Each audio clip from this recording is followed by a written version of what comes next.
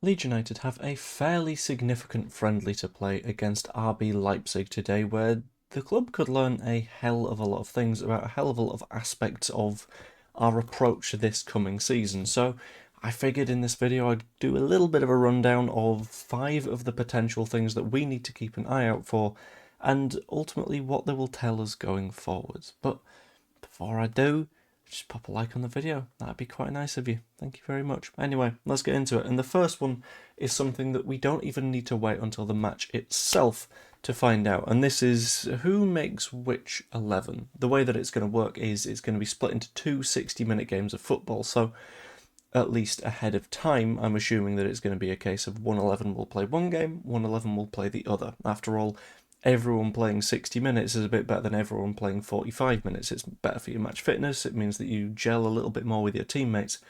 But who gets played with who is going to be fairly important. For example, if you're looking at the defensive unit in the first game, and it's a case of we've got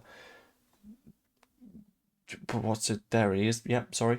Jayden Bogle at right back, Joe Rodon at right centre back. You got Muharemovic at left centre back, Gudmundsson at left back, and then that final centre back is taken by James Justin, with Sebastian Bornau then playing his 60 minutes in the second lineup. You might get some little indication that James Justin will be playing instead of Bornau, at least in the early stages of the season. These little bits and bobs and the way that various players are going to fit into the system are going to be absolutely key. I don't think it's going to be a case of one of them is clearly the first 11, one of them is clearly the second 11, although I would love that. It would make analysing things so much easier. But watch out for those sort of groups and units and the way that they're going to be working together and seeing who fits in where and ultimately build an idea of what that starting lineup might look like in your head, because I think that could be incredibly important. In addition to that, there's some potential changes in the system to look for. As we know, when talking to Harry Wilson, Daniel Farke said that he quite liked playing a little bit of a four at the back style, possession-based football, but at the end of last season, neither of those were happening. And if I'm being a cynic, and if I'm looking at this sort of friendly setup for the first time, and with a little bit of an eye to, but why are we doing that? There's a little bit of an implication here that the reason we're doing this is so we can make some little sort of tweaks at the halfway mark. So you have equal shares of time to test out not only a 3 at the back system, but a 4 at the back system, which I think could be a very, very interesting way of looking at things, because we know we're looking for another attacking player. That doesn't make a lot of sense if we're just going to be playing with 3 at the back for the entire season, because that implies 3 players behind a number 9, which is typically going to be Dominic Calvert-Lewin, obviously. But that doesn't work if you're playing with 3 at the back. Therefore, I think there's a chance that we go to the 4. There is going to be a hell of an opportunity to learn what we are doing this season with this game.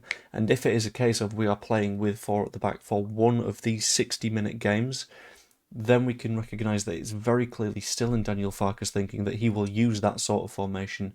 Not every single week, obviously. We've got that tactical flexibility now, but at the very least against the likes of Hull or Coventry or Ipswich in home matches, just to see how it works.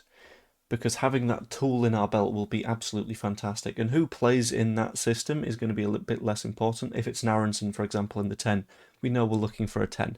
Don't take that as Aronson will play in that system for an entire season, but take that as we're taking a look at the system and seeing how it'll do. But on the subject of Aronson, it's also important to take a look at sort of the performance of all of the depth options at Leeds United, because the depth is going to be one of the most important things to us this season.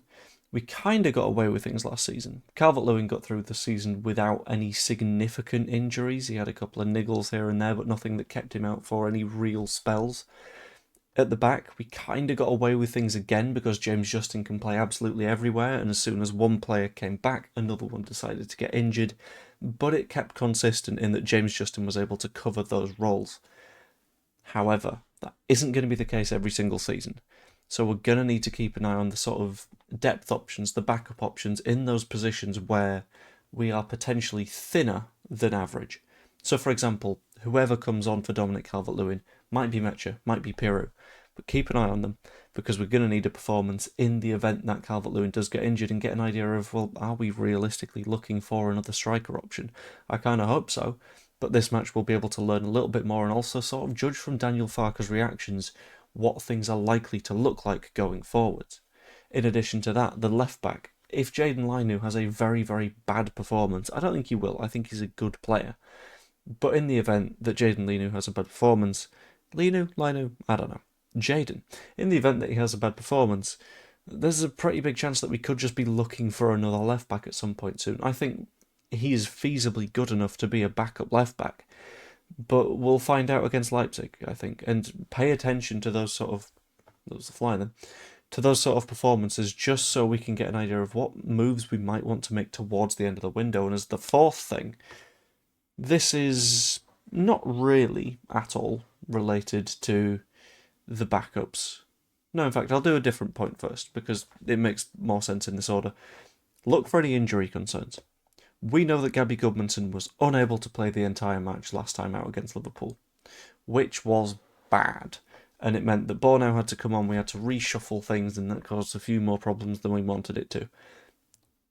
Ideally sorted, ideally just a little bit of a niggle for him, but keep an eye on those concerns.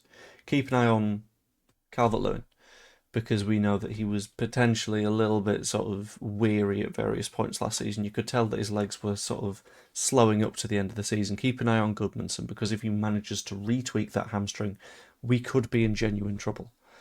Keep an eye on even the midfielders, because if someone like a Tanaka or a Longstaff goes down with an injury, then someone, not Shea Charles obviously, but someone in the same sort of ilk we might take a look at and go, yeah, we could actually do with you. Because losing a player in pre-season is never ideal.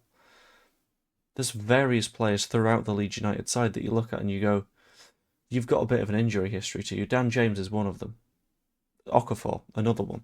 But those sort of players that have a tendency to get injured, keep an eye on them. See if they've got that sort of fitness up and going, because if they don't, we'll have something to consider, but something that ideally will make other sides consider as the last thing I'm going to keep an eye out for.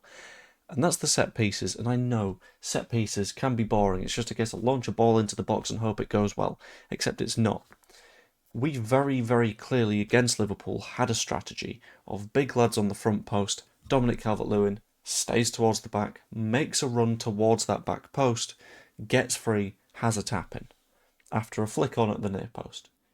What I want to see, because we also saw this last season as well as against Liverpool, is whether or not this is a completely deliberate, active tactic that we are drilling and that we are doing at all opportunities, because if it is, fantastic.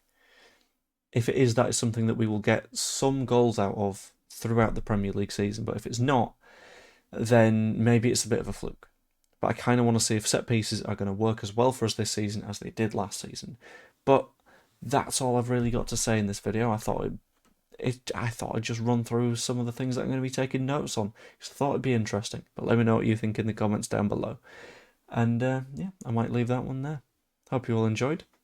I will see you all later. Toodaloo.